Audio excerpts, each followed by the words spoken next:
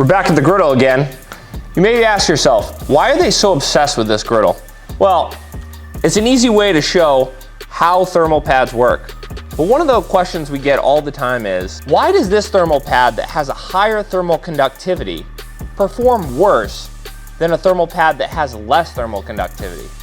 In this video, we're going to show you how thermal conductivity works, but more importantly, why thermal pads are not just about thermal conductivity. The question we're asking ourselves, similar to the one we asked a few weeks ago, is how does thermal conductivity work?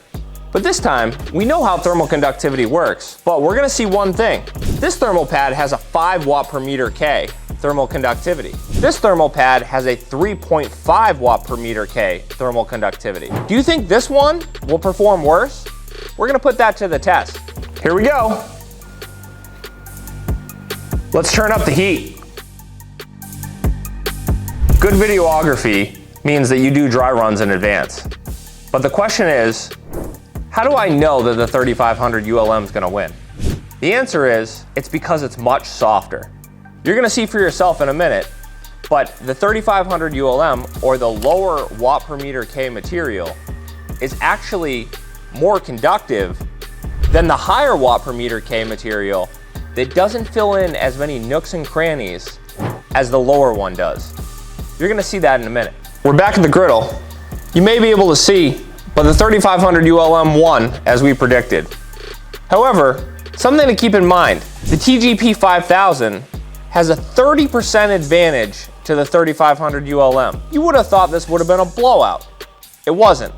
The 3500 ULM came back with its softness and its conformability.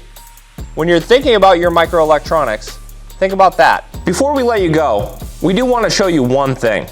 We want to show you how conformable the 3500 ULM is.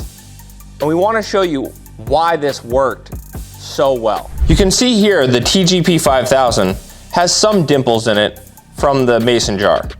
However, as you'll see in a second, the 3500 ULM has significantly deeper dimples. What does this mean?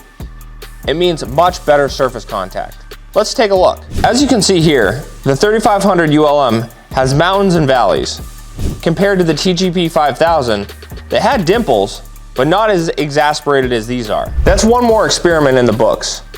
The next time you're thinking about what thermal conductivity is, I want you to think back to here and think about watt per meter K, where thermal conductivity is not everything.